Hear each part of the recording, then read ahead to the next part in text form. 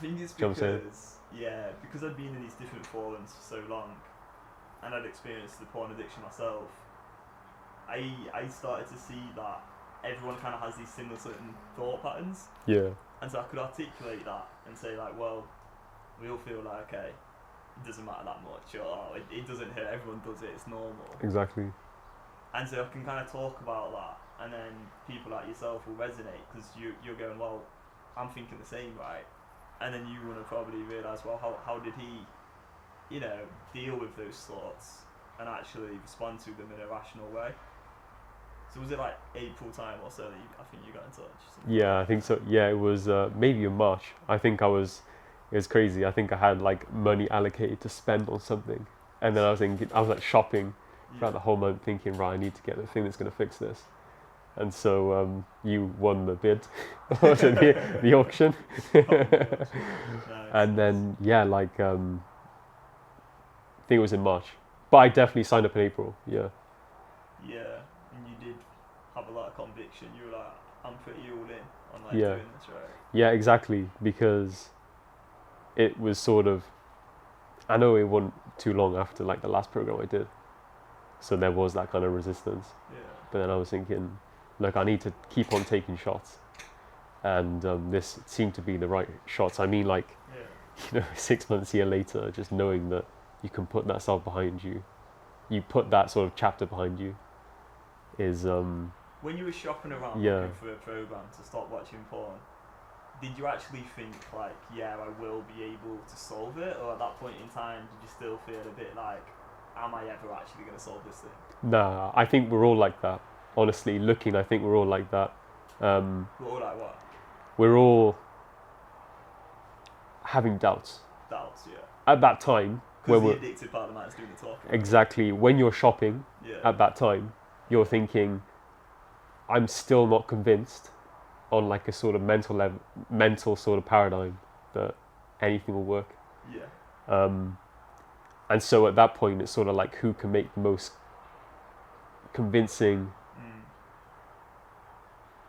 Let's put it this way: whoever's able to articulate being in the addiction and how to solve it in a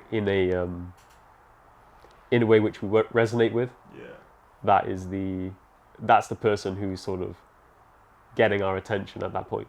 Yeah. And I think there's a few things that we have to unlearn to be able to fully stop the behaviour. Yeah. For example, with me, I didn't really know, because of everything I consumed prior to learning this method, that like relapsing was part of the problem. Like obviously relapsing is part of the problem, but because of all the no-fap stuff I consumed, I thought that relapsing was like part of the journey, right?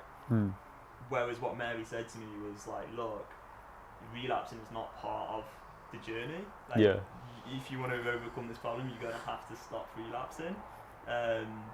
Which sounds really scary, but it just does make sense now once you learn the certain things that you're taught by Mary, right? Yeah. Do you kind of resonate with that, like learning? Was there anything that you feel like you learned which changed your perspective on things just like entirely? I mean, definitely with the whole relapsing thing, right? Like relapsing is no, we know it's not part of recovery. Yeah. And so like when I was in these programs before, like I was constantly relapsing and not understanding why, I can't get out of this, because it's the relapsing that keeps us in it. Yeah. Because it makes it, after we've gone through the beyond compulsion stuff, we understand why, like that's all happening. But before that, there was just people had opinions, people have these sort of views on it, and they're not really articulating what we're actually going through until you come along, you and Mary come along and just like put a magnifying glass on all of this. Yeah. So and this is the crazy thing. The whole sort of process that you need to solve this problem after going through that, it's simple, like it's straightforward.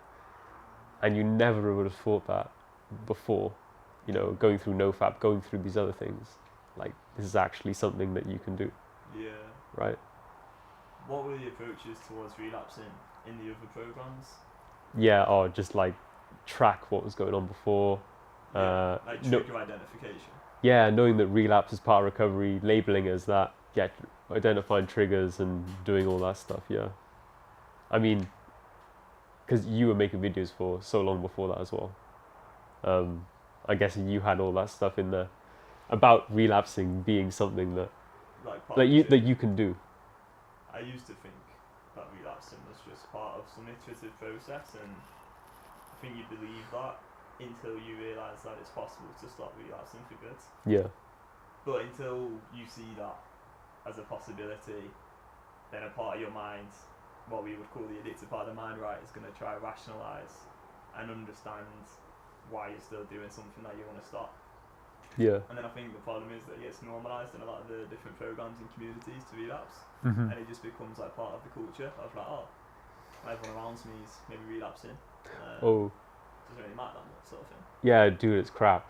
Like, and it's so normal. Like, everything is so normal, even in school and stuff. I mean, school is like where most of this came from, I'd say. I mean, when it comes to the view, like just the view on porn, right? Just being this thing that you can do, you can engage in, it's normal, and that kind of echoes through your life as well. Because look, nothing has gone down since then in terms of the environment. Yeah. As in, there's more stimulus out there, more imagery out there, to put it kind of politely. We were talking about this far down, just how sexual content is just everywhere now, like on social media, and like you're not even necessarily looking at it, like not even necessarily following anything sexually provocative, and yet if you just click on like the explore page on Instagram, or you may be scrolling and it's someone you know, it's just like them posting something quite out there and, you know, very sexual. You know, it's impossible to avoid nowadays, and it's so part of the culture, and I think what's going on with OnlyFans is just making it even worse, because there's now just so much more money in it for just your average person, so you don't even need to go down the route of becoming an actual porn star yourself. You can just do it sort of independently. You don't have to go and work for Pornhub or whatever, so it's just getting crazier and crazier. Literally as well, like you're right. I think a lot of these, like when it comes to this, because you did that, I remember you did that thing on what's going on recently with that whole Bonnie Blue thing, and you had a podcast with Mary on that. Yeah. But I think it's, even when you have like any regular girl, that thing might be like kind of a consideration in our mind. Not that I know what's going on there, but that's the level of normalisation that we're in, I reckon. I don't think you have to go to like OnlyFans. I think you just go on Instagram and like everything's already there for you. Yeah. And that's acceptable. So it is wild. Yeah. It really is. Yeah. Not that we're ever like crusading against this. We just know how to sort of deal with these things when they come up.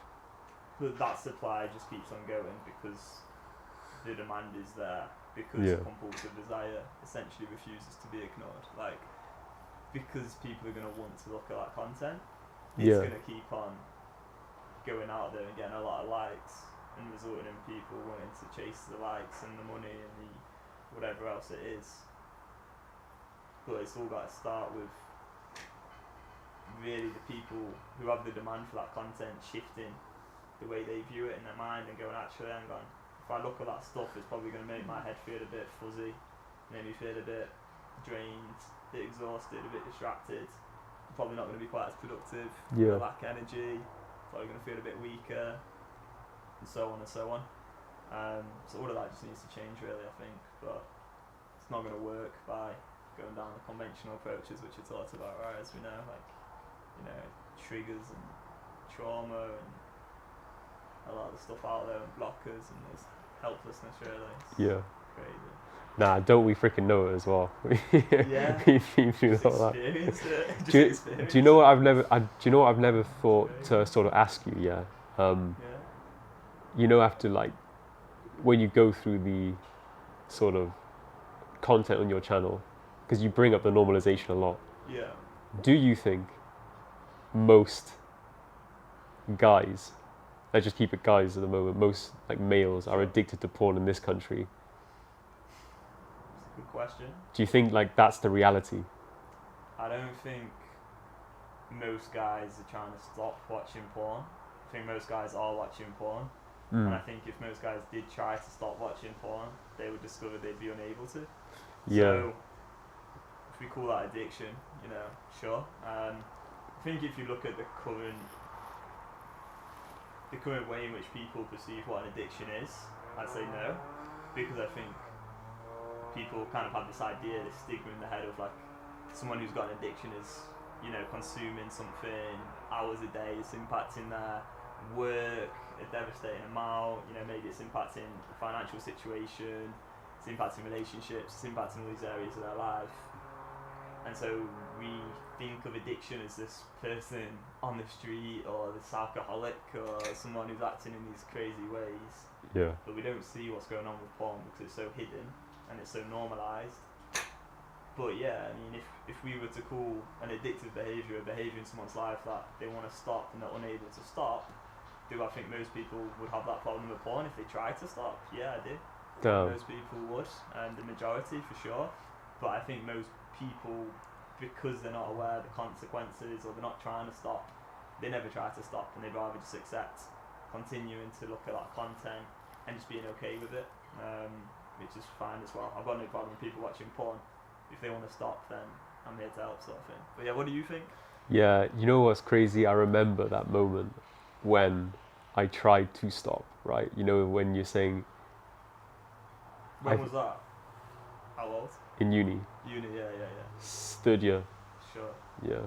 And then I remember that moment of relapsing after the first attempt to stop. And I think it was the second. I think the first one I was thinking, don't worry about it, we'll try again. And then it was just, I think it's like the second or third time when it was like, wow, actually, like I can't stop. Yeah. Like I don't see myself being able to stop. Like that urge is so powerful that, and you know, this is like typical junkie thinking. glamorization, Yeah. junkie thinking, of course. But you know, back then you're not even aware of that, and yeah, I think honestly that was like one of the most, if I was to put it quite honestly, because you have like your life, right, and then you have certain things in your life which are going well. Let's say that's your like your work life or your uni life or something, and then you have the other part of the life which was your mental health. I think that when I felt that moment of knowing that damn, it's hard to stop here, for some reason, like watching pornography back then must have been like super unacceptable, super sort of shame-inducing for me personally. Yeah. But at that point, it was, when I had that moment, that was like the start of the mental health winter of my life. Yeah. I'd say for sure. That was the start of you feeling bad about the situation. Yeah, and I do think about that. I don't think about that, like from a compulsion point of view. But when I, you know, pondering upon it, let's say, you think, damn, maybe I'm just one of those guys who, like, you know, took it too deep or something, right? And you can stay on that thought for freaking ages. But